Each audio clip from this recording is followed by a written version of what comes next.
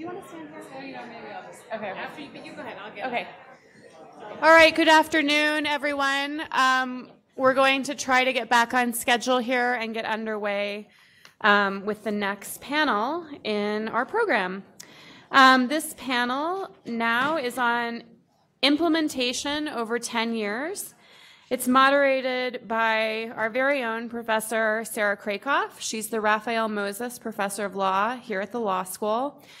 She is an expert in Indian law, natural resources, and public land law, and environmental justice. She's the co-author of the casebook on federal Indian law. And she also started her career at DNA Legal Services on the Navajo Nation, where she initiated the DNA Youth Law Project with an Equal Justice Works Fellowship. So please welcome Sarah and our distinguished panel.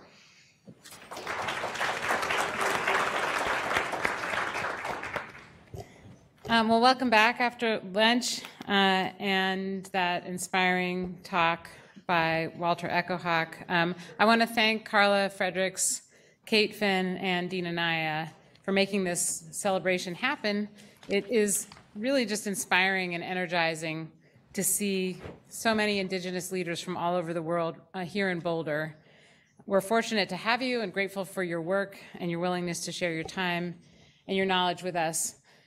This panel, as Carla mentioned, addresses the crucial issue of implementation of the Declaration. Crucial because, as all lawyers, law professors, law students, and Indigenous people know, laws can be perfectly protective, beautifully written, and at the same time nothing but pieces of paper. Without implementation, rights are just aspirational or wishful thinking. But we also know that activism, and this resonates again with Walter's talk, activism can turn those paper rights into something very real and important. So we're fortunate to be able to ask our speakers about how the Declaration is being implemented, the difference it's making on the ground, and some of the obstacles to implementation. So I'm going to provide just brief introductions. You have lengthier introductions of all of these very important and impressive speakers in your program, but I'll just do brief intros based on those bios now, and you can take a look, and then we'll transition to maximize the time we can hear from them about implementation. Dr. Matthias Oren originates from a reindeer herding community in northern Sweden. He's a professor of law at the Arctic University of Norway. He writes extensively about Sami and Indigenous rights and has worked on Indigenous rights within the UN, was a participant in getting the Declaration passed, as you heard Dina Naya mention this morning, and we're very grateful to have him here with us. Then to Dr. Oren's left, and we changed the panel a bit because of travel difficulties due to the hurricanes and so forth. So to his left is Max Ooft. Max Ooft is a policy officer at the Association of Indigenous Village Leaders in Suriname. And that organization brings together traditional authorities of all Indigenous villages in Suriname. He is tasked with policy and advocacy work, strategic planning, program and project design and implementation, and hands-on support to Indigenous communities on a wide variety of issues. And then to his left and your right is Lucy Malenke. Lucy is a Maasai woman from Kenya who began activism as a broadcast journalist on issues related to environment and development. She's now the executive director of the Indigenous Information Network, which works with Indigenous peoples and local communities in Kenya. Ms. Malenke has been involved in advocacy on behalf of women and Indigenous communities in Eastern Africa, including in advocating for the UN Permanent Forum and ultimately the Declaration. Shankar Limbu is a human rights attorney with the Lawyers Association for Human Rights of Nepalese Indigenous people, and a leader in the field. In his role with the Lawyers Association, Mr. Limbu provides free legal aid services and works to promote, protect, and defend the human rights of Indigenous peoples in Nepal. So, as you can tell just from the introductions, it's quite an amazing representation of people all over the world working to implement the Declaration in Indigenous communities in all these different countries and across several continents. So I'm going to start our speakers off with questions and mostly just let us all hear from them about these questions of implementation. So first I'll start with Mr. Oren. What impact has the declaration had on indigenous self-governance mechanisms? Well, in my view, it's disarmed. In my view, unfortunately, not that much. And I think, I mean, I'm focused, and I'll do it today as well. We have not so much time. I think there are most would agree, two major rights within in the declaration. One is, of course, self-governance, self-determination, sovereignty, if one will, and the other part is the land rights. And I think when it comes to the second, land rights, we have made quite a lot of progress since the adoption of the declaration. I think we have seen movement around the world with both regional courts, domestic courts, and so on, using the declaration, being at least inspired by the declaration to advance indigenous people's rights to lands, waters, and resources. So there we have seen a lot of movement. When it comes to self-governance, self-determination, in my view, and of course I'm not familiar with all legal systems in the world, but from what I've seen, I haven't seen much progress. And that goes also for where I come from, when we had the Sami parliaments, that are the political bodies of the Sami people. I haven't seen them receive much more power during the 10 years since the declaration was adopted. Rather, I think the governments have almost been scared. So they kind of got locked in this idea that self-determination is the same thing as consultation, and kind of got stuck there. And there we have a problem. And I think the reason for this, I was talking about implementation and so on, is that land rights can be, as I said, litigated. You have, so to say, an oversight mechanism, or many oversight mechanisms. Self-determination, self-governance cannot. You have to reach political conclusions. So I think there we also have a lesson about what you need to get the declaration work and further the implementation more than we have achieved these 10 years. Implementation mechanisms are absolutely crucial, including for when it comes to the advancement of self-governance, self-determination, sovereign rights. And we need some kind of a body that will fulfill that task. Well, that's a really interesting response, and I want to now, given your sense that land rights have been easier, not easy, but easier to implement than rights of self-governance, I'm curious if any of the other experts and activists here with us have a different view or the same view that they'd like to elaborate on. How has self-governance, attempts at self-governance by indigenous communities proceeded in the wake of the declaration? And have you seen movement there or not? Do you have the same or different view from your regions? You go first. Okay. I think the declaration has been implemented different in different regions, because every region has its own process of the way the implementation has. Coming from Africa is a bit different probably from the people from Latin America, Asia, or other regions. And it's been a challenge to be able to really look at the implementation, because when the laws, as Matthias has said, and I think earlier on before lunch, Vicky and Professor Anaya had already indicated that you can have the laws there, but also the implementation process becomes very challenging. But I think indigenous people themselves have actually moved quite some steps ahead, and it's through the solidarity and the process that they have undertaken themselves, and that they have been able to really appreciate the fact that this declaration is very important to us, and that we have to move forward to really implement it and to be able to do some work despite the fact that it's hard in our own continents and in our own regions. And working in solidarity with the other indigenous people who have moved forward have actually also helped us to have a bit more strength in terms of really bringing the issues on the table and speaking to some of our governments and so on.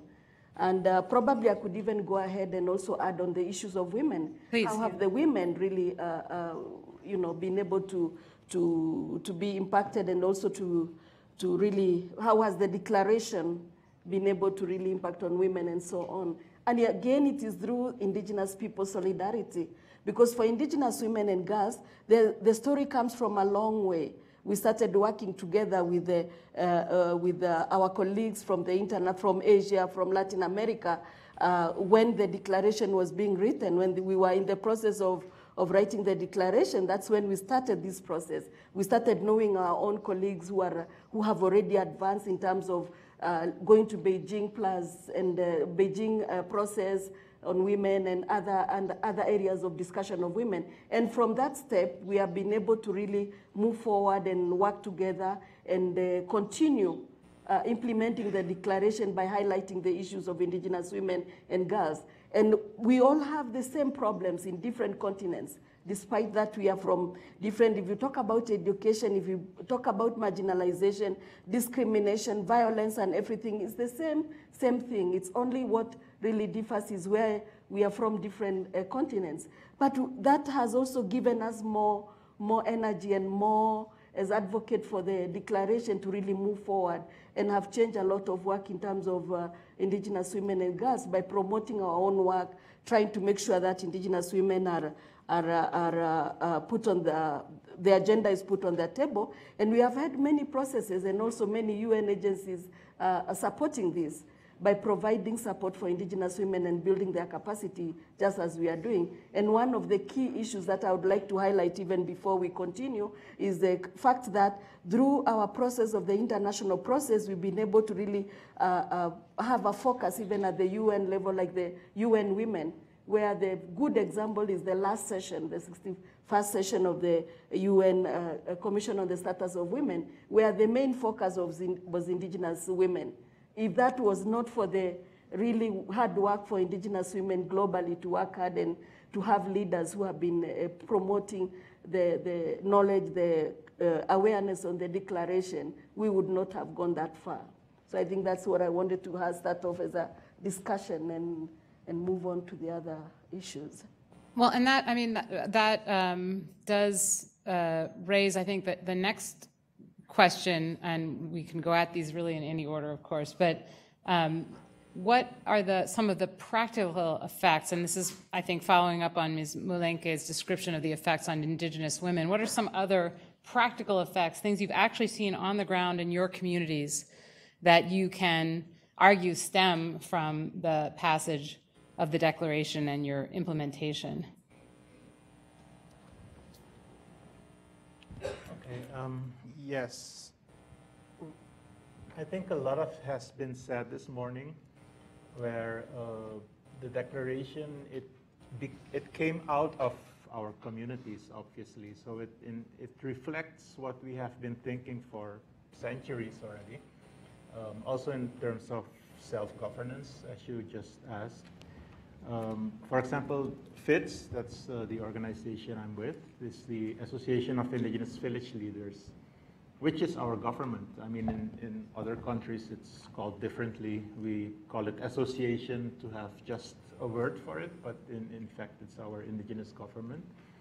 And that is our expression of self-determination. We didn't know the word self-determination, but obviously that's what it is. And in that respect, as has been said this morning, the declaration gives us the tool. It's affirmative to say, yes, we do have these rights. It's now on paper. It's acknowledged by the UN, by the Suriname government, who said they agree on the declaration. So even though legally speaking they say it's non-binding, but we use it as a binding document. And we tell the government, you signed for it, you approved it, so abide by it. And in that regard, it is binding to us at least. And one of the, I think your question was other impacts. It is for the communities also very, again, affirmative, you know, especially when we have, for example, agreements with companies. We do have a lot of companies who want to get into indigenous territory and resources. And the first thing we tell them, you have to acknowledge our land rights. You have to put that on paper. And even in the agreements with these companies, we tell them, you know, one of the article number 1 is, we will respect the UN Declaration on the Rights of Indigenous Peoples. And the companies agreed to it. We have a state company, we're actually quite proud of that.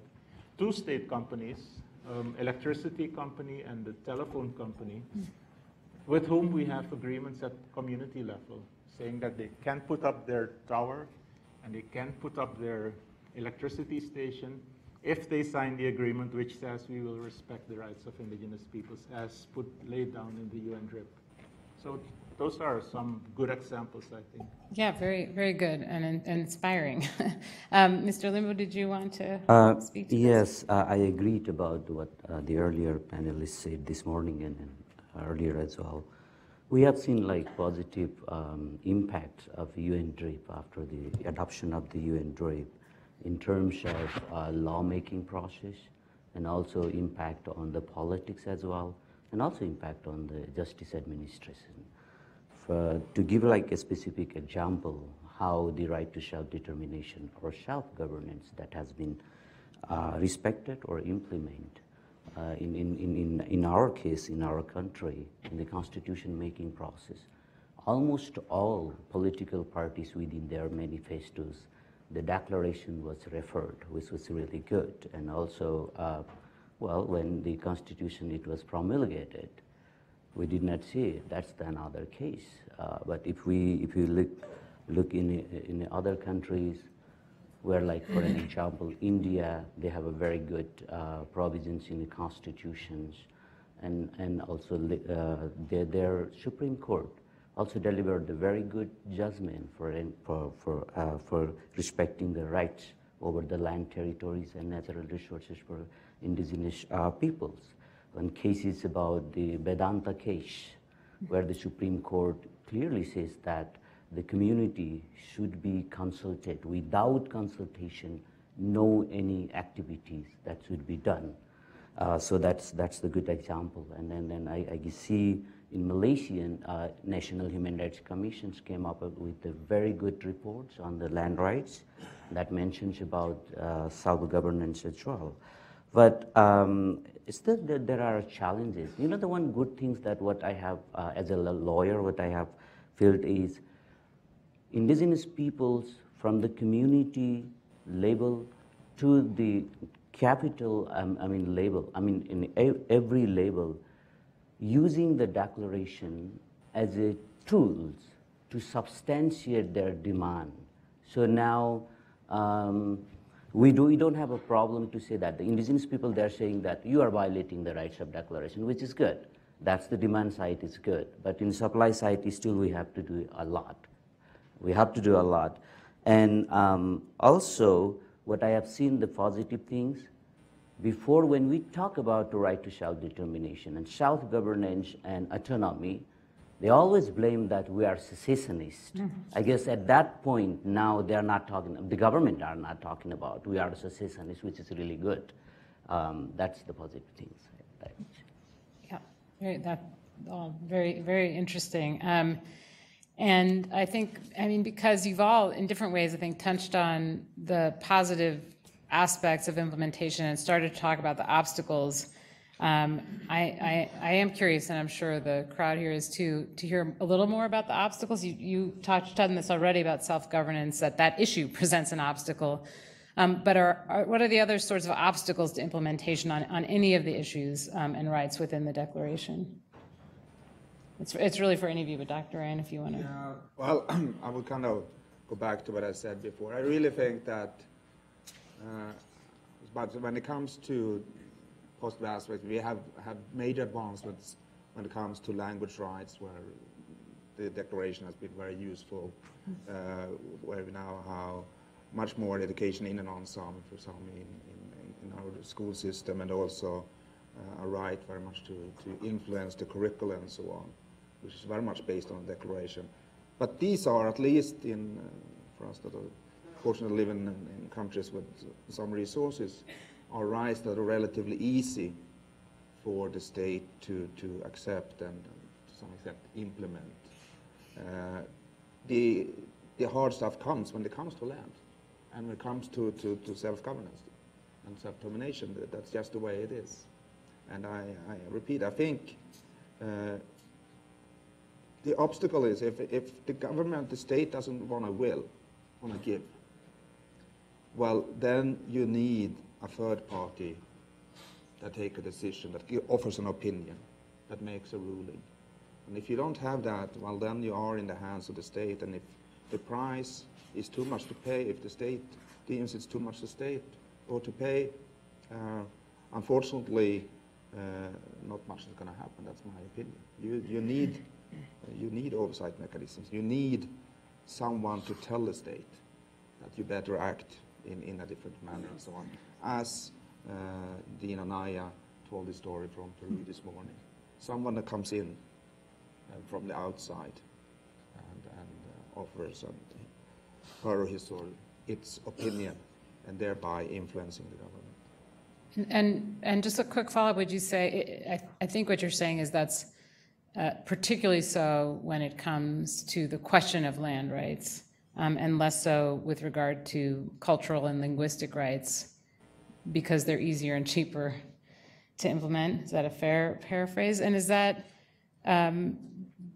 true in your other communities, these other countries and nation states? And if so, because I think we've heard sort of a variety of things from different contexts, but if so, then what is the, I guess, proper scale or level of government to address those harder issues? Is it an international body? Do you go back to the UN for enforcement?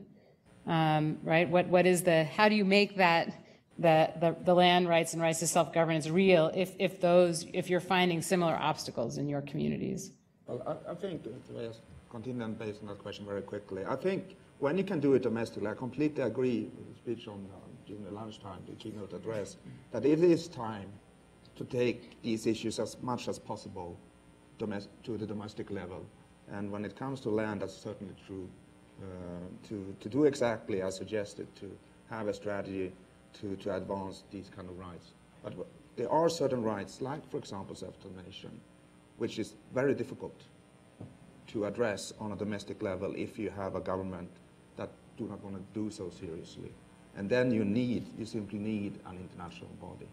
Then you have to have an arena where you can take it to the international level, when there is nowhere to go at the national level. But I completely agree, national level first when that is a possibility. I think I want to add to what Matthias is saying, and a good example is what we have in Kenya, for example, where we have some of the communities where the land issues, again, as you all know, that land is something very special for indigenous people, but because that's what really makes them who they are, and also it's their whole blood and language and body is intertwined within that land that they live in. Now, in Kenya, for example, we have the Ogieku who are hunter-gatherers, and they've been living in a forest which is a water tower called the, and they had a case whereby they were removed from their land, and this is a forest area, and they were taken out of their land, and of course they had to go and really take this thing to the court, as they said that they started from the domestic and went on. And thank God that even despite the fact that Africa, we keep saying that issues of UN declaration is not very strong as much as other countries, but we have the African Commission on Human and People's Rights that really recognizes indigenous people's issues. And it recognizes Africa itself, that it has indigenous peoples. And when the case was taken and discussed, and thanks to many of the donors who really supported this community to be able to take the case forward, the ruling was done. And when they came back, as Matthias said, you come back home, you take the ruling, nothing is implemented. And they kept on pursuing that. And finally, they also went back again to court just like a month ago. And the case was ruled in their own positive way. But going back home again, no implementation. Where do they start and where do they begin? It's a historical case. It's something that has really made them to be, to really work historically and strongly to be able to fight for their rights. But now there it is, again, the governments are the obstacles, because if this is not implemented, if the issues are not undertaken, then it becomes, again, another big struggle that they have to undergo. So these are the obstacles which are really very critical, and we are wondering if it's not implemented by our government, so what happens to them? And the whole questions, if you look at this question of land, is where there is the issue that they have to be compensated becomes an issue. Where it comes to issues of rights, any government hearing the word right is always a big problem. And that's where the major obstacles are in many ways. But of course, there are other cases. The Ogiek is one of the latest and very strong case. There is also another case that had already, again, with the communities within our area who are also a minority, and no steps have been taken up there again. So again, they go back to depend on the international process, to depend on the international colleagues who have got at least a possibility to be able to help them in terms. And I think the African Commission on Human and People's Rights has really been doing quite a good work in terms of supporting indigenous people in that way.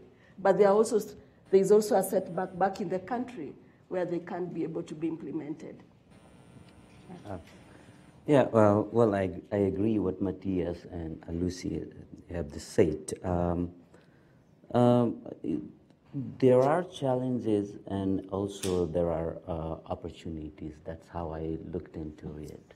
I guess the UN DRAVE, it's puts in indigenous peoples as a partner of the government as well. The government and indigenous peoples, they have like to work side by side.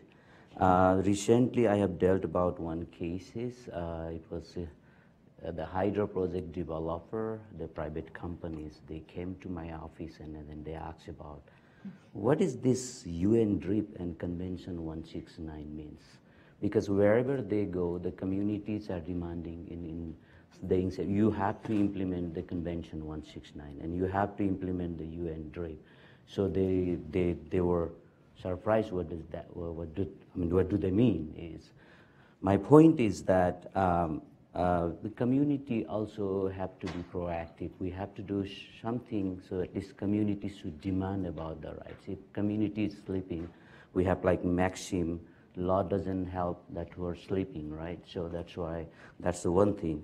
And another, the challenge, what I have seen that whenever we bring the lawsuit in the court is keep on saying declaration, it's morally binding. It's not like legally binding instrument. And we have to, that relate with the other conventions or the constitutional provisions. Maybe what we have to think about in coming days, whether we should think about some sort of giving a binding status to the declaration. Maybe we can think about convention. So that's why the declaration should not be, looked, it's like soft law only, right? That has to be ignored. And maybe that's the one of the challenges that we have to face in coming days.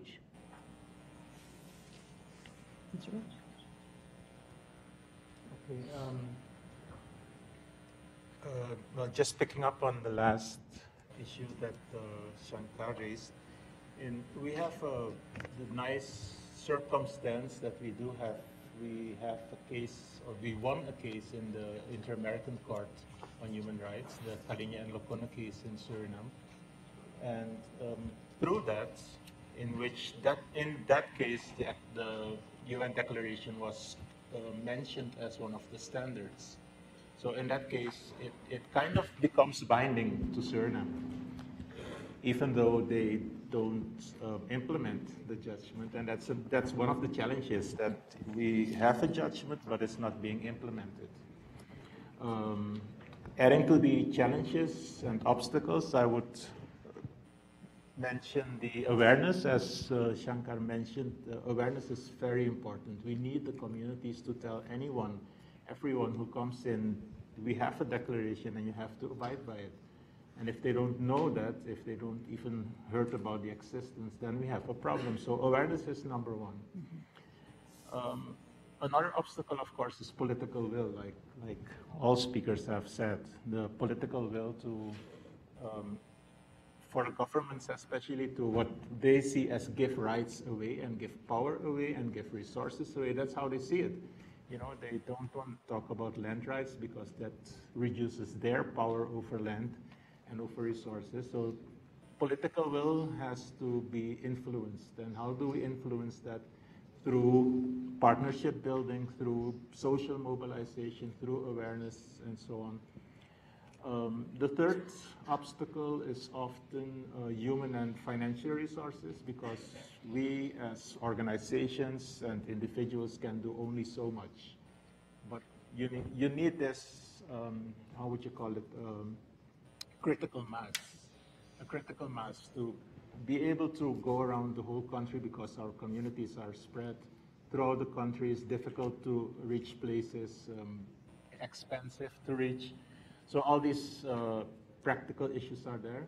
And then finally, I think one of a big obstacle is the divide and rule tactics that are being played, co-opting people from us, getting them into, let's say, on the other side, and then, or inviting people who are more positive towards, let's say, government, for example, or companies, and then they are being called upon as being the representative of the indigenous peoples who are in agreement with whatever was proposed. So that's the kind of divide and conquer strategies that are being used. And that's, I think, also a big challenge that we still, and I think everything boils down to awareness and good information and communication on the declaration, which holds practically everything that we've been aspiring. I mean, I now have so many follow-up questions myself, but I know that we want to give a little bit of time to let you in the audience also ask our expert panelists from all over the world these questions about implementation. So are there questions? And the mic is coming.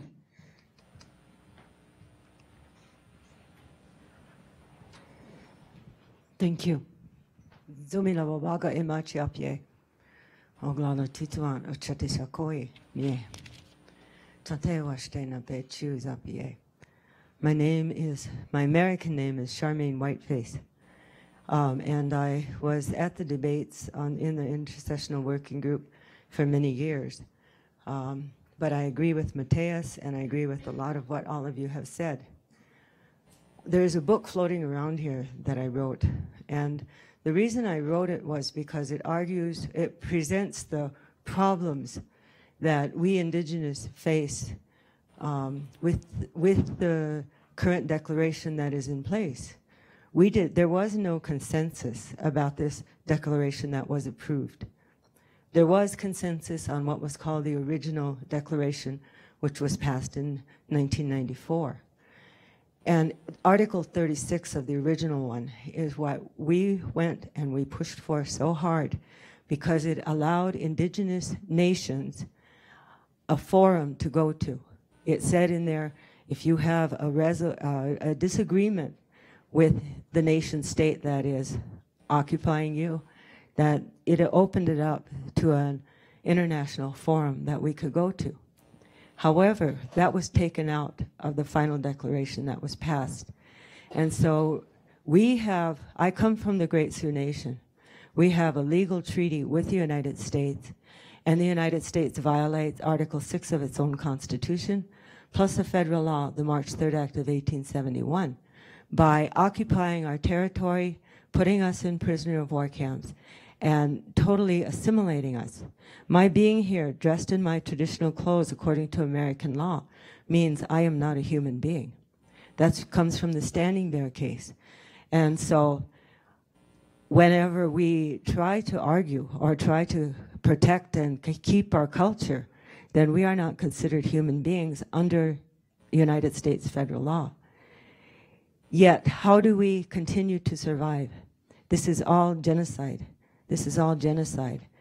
The United States illegally occupies our territory. They have over 2,000 abandoned uranium mines there that are killing us off with diseases caused by radioactivity. My son, one of my sons right now, has a very terminal illness, autoimmune disease. He is here, he could not come because he is too sick, so he's staying in our motel room. Where can we go to get resolution that we want our land back. We want our treaty back. That is a legal international document, a legal international document. And yet we are not allowed into the International Court of Justice. We have no place else to go to. There should be an international forum where indigenous nations can go and take their disagreements with the opposing nation state that is dominating them. Thank you.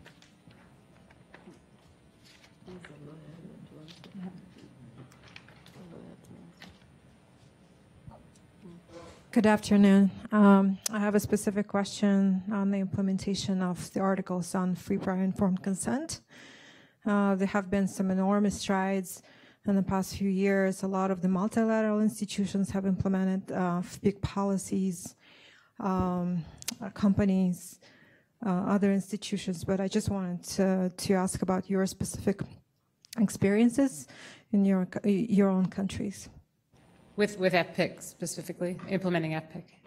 And I think some of the responses earlier adverted to this, but so any of you who want to. Yeah, I can respond to that because this is really an issue that occupies us as well as I presume most indigenous peoples in the world. The right to control your lands and territories and decide who comes there and for what purpose. And we are working very hard from the Sami side with this because we are struggling under industrial development such as mining, windmills, and so on. And taking the position that the reindeer herding, the Sami reindeer herding communities have the right to control their land. We are not satisfied with the consultation. We are convinced, and that follows from the declaration as well, that international law goes further than that it actually gives, based among other things, the right to property, because that's the right you have when you actually have control of something, that you say yes or no to others to come. And we are pushing a few of these cases now. And one of those that have come the furthest is a mining project in reindeer herding community in Sweden, a Sami reindeer herding community, where they have lost in Swedish domestic legal system, where the government is the last instance that says yes to this mine, but where we are taking this issue now and have taken it to the Committee on the Elimination of Racial Discrimination, CERD, in Geneva, and we have been litigating it there now for a number of years, where the government has been fighting to have the case thrown out, but the committee has one by one said no to the government's arguments, and now a couple of months ago they lost the last one, so now we go to the merits. And we are quite convinced that on the merits, the government cannot win. So we're quite positive that this Sami reindeer herding community will get a decision from the third committee that indeed Sweden has to stop this mining company because the community has not given its acceptance to it. So that's one way, and that's, again, litigation. You have to start at the domestic level, because otherwise you are not allowed to take it international. Those are the rules. But I believe, and we believe, that the law is on your side. You have the right to control your territories. Your right doesn't stop with just a right to sit down at a table and talk and offer your opinion. When those discussions do not lead to an agreement, you are the one, and the government is not the one who says how the process should end. Thank you. Any other? Yeah. Well, we have to look into case by cases. In some case, we have found that a PIC is duly respected, but in most of the cases in our country, we don't. Those cases where, I mean, if we bring the lawsuit in the court also, if there are other international instruments that recognize the prior informed consent, for an example, like CERD, it has a general recommendation 23rd that mentioned about the PIC, and also, as I mentioned earlier, some of the national constitution and laws, they also recognize the informed consent. The court makes the decision, but when it comes to the implementation, it's frustrating, that's true. But what we have found if community, battle, and legal battle, and human rights battle, if we combine three things, then we get in most of the cases we get success. Legal battle means that obviously that you can bring the cases in the court or other quasi-judicial bodies, and you substantiate about your rights, and you get some sort of decision. And what happened, and then that to give in force, the community also carry out the battle, and then what will happen? The government or other actors comes with the security forces, and then you have to encounter with the human rights violation. At that time, it is very important to mobilize the human rights mechanism. So whether you go to Geneva or whether you mobilize the National Human Rights Commission, or you mobilize the the human rights societies in your one countries. So these kinds of three-prong approach will really give in force to the rights, not only the FPIC but other rights as well. So I think in the issue of PIC, it's quite a challenging topic and discussion, especially where it comes to the African continent.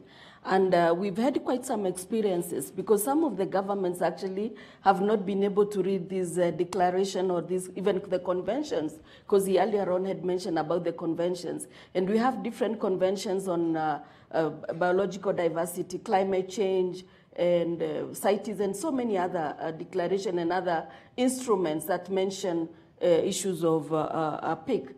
But there has been a challenge, and my experience especially is to look at how the governments will not even agree the issue of free prior-informed consent, and they won't accept that. And one of our latest experiences in discussing these issues in our environmental conservation issues, like the Convention on Biological Diversity, where we were discussing the Nagoya Protocol, for example, which is in an instrument that already had been mentioned. I think even over lunchtime, the speaker mentioned a little bit about it. When we brought up the discussion on FPIC, it was completely an issue, and it was really war for indigenous people to be able to have this go through. And for the biodiversity, only PIC could go through. Lately, when we had the 13 Conference of Parties, we wanted to make sure that we have the free included in it, so that we have free informed consent. And that was totally refused by the African, especially the African countries. Actually, Vicky, she happened to have come to attend the meeting, and we even had requested her to go and speak to the governments to try and explain and bring some of the issues. And in those instruments, actually, indigenous people had already quoted the UN declaration. So it's something that we keep on creating awareness. And still, it was difficult to be able to pass those paragraphs where we had the FPIC. So it's still something that is there. And I agree with my colleagues when they say, especially Max, when he said that awareness is very important, and the capacity building on issues of some of these instruments. Some of the governments pretend like they really don't want to accept some of the human rights instruments, but they are very crucial. And the only way we can be able to succeed is to keep on creating awareness, to keep on discussing them and bringing them in different perspectives, so that we can be able to really make sure that they really understand and they can accept them. And then the other step also is to create awareness within our own communities, because as I had said, in different countries, we have different perspective in terms of how to understand. For them, the indigenous community already know the declaration step by step and some articles, and they can use them. Yet for us, in some of is only some of them who can use the declaration, but not everyone. So we still have a lot of work to do. And I think by using the human rights approach in different perspectives that we do in our work, would really be able to help us to have the implementation really succeed. So we still have some steps to go on, despite the fact that we've really tried to do a lot of work in the past 10 years. I want to, we do have to wrap up this session, but I really want to thank all of our presenters here and suggest that the complex and very mixed picture that they've described, right? A lot of progress, a lot of awareness raising, a lot more tools that indigenous communities can bring to the battle with local, regional, national governments, right, is a sign of how much the Declaration has accomplished and been implemented. On the other hand, it's very important to hear also the sticking points, the obstacles, the political and legal obstacles, and so that in the next sessions and tomorrow, all of us can think about what the next steps are. And I feel like this only, I know, is the tip of the iceberg of what you all live and work with every day, but it gives us a really vivid sense of how much has been done and how much remains to be done that we can carry through for the rest of these conversations and for most of us for the rest of our lives. So thank you very much to all of you.